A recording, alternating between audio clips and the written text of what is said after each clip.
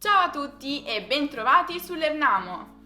Oggi vedremo una lezione spaventosa. Sì, un argomento che fa paura a qualsiasi studente di italiano. I verbi pronominali.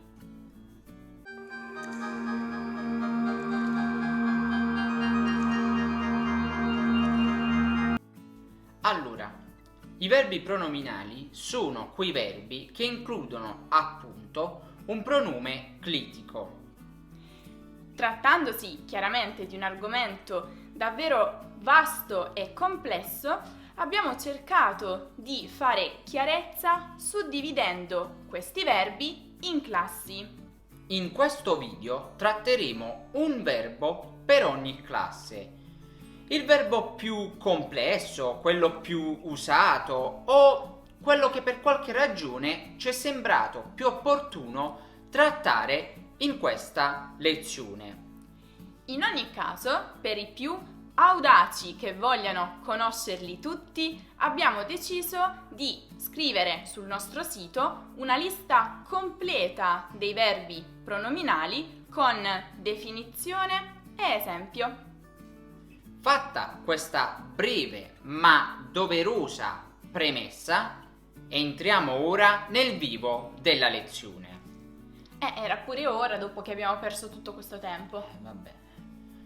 Prima classe, verbi in la. Per quanto riguarda questo gruppo, abbiamo deciso di analizzare il verbo piantarla.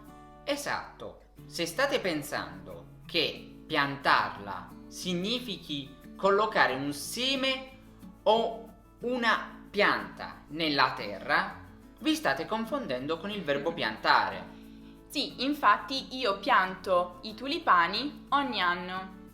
Piantarla invece significa smettere di fare o di dire qualcosa. Spero che il nostro vicino la pianti con questa musica, devo studiare. Serio. Molto spesso gli italiani lo usano come imperativo per far smettere a qualcuno di dare fastidio. Piantala. Seconda classe, i verbi in ci. In italiano esistono davvero un sacco di verbi pronominali in ci.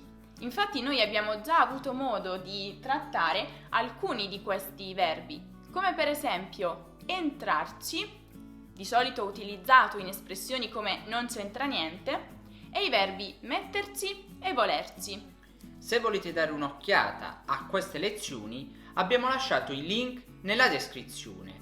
Ora invece ci occupiamo del verbo cascarci. Cascare, nella sua forma base, significa cadere. Tuttavia, il verbo pronominale cascarci significa cadere in un tranello, in uno scherzo, farsi ingannare. Hai un brufolo enorme sul naso. Uffa! Smettila di fare questi scherzi! Ci sono cascata di nuovo! Dimentico sempre che non sai stare allo scherzo.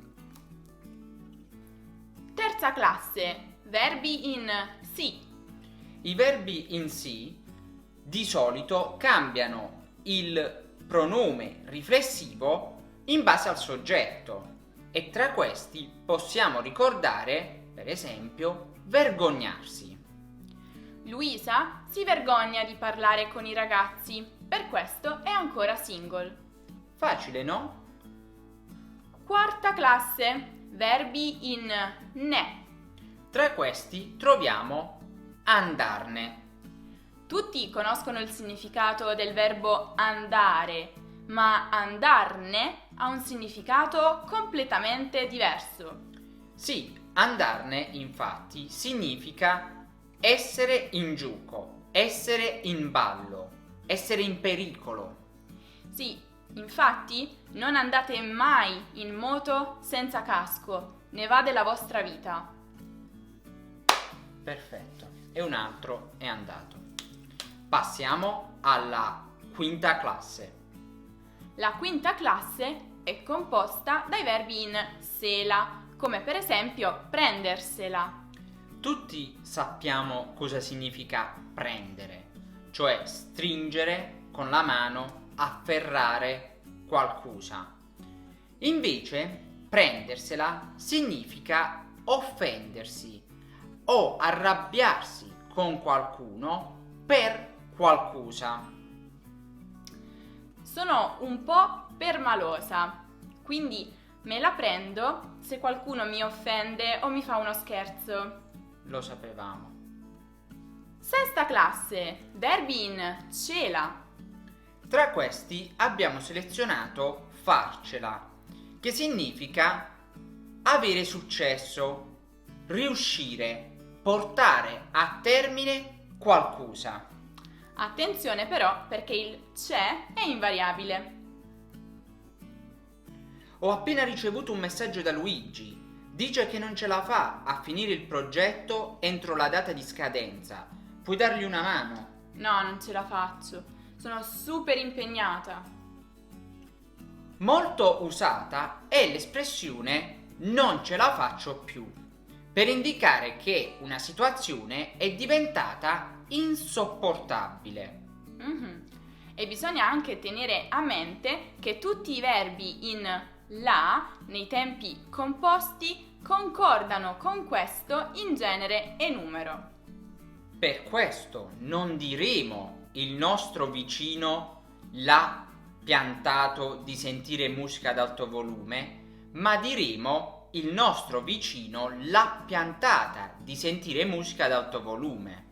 E allo stesso modo non diremo Luigi ce l'ha fatto a finire il progetto, ma diremo Luigi ce l'ha fatta a finire il progetto. Che fai ora? Aspetta, ho la bocca asciutta. Settima classe, verbi in sene. Questi verbi sono molto usati in italiano, ma per coerenza ne vediamo uno in particolare, fregarsene. Gli altri però li trovate sul sito con spiegazione ed esempi. Di nuovo l'abbiamo già detto, lo hanno capito. Allora, la forma base di fregarsene, e cioè fregare, significa rubare qualcosa o ingannare qualcuno. Mentre fregarsene significa essere indifferenti, non provare alcun interesse per qualcosa. Questi verbi di solito si usano in contesti colloquiali e informali. Per esempio, ci hanno detto che siamo brutti, ma ce ne siamo fregati. Una classica espressione con questo verbo è chi se ne frega, per indicare totale disinteresse per qualcosa. Ti hanno fatto una multa. Chi se ne frega. Non è un po' inverosimile questo esempio? Sì, forse un po'. Ottava e ultima classe. Verbi in cine, come volercene. Volere, sanno tutti cosa significa. Volerci, lo abbiamo spiegato in questo video, ma volercene, cosa significa?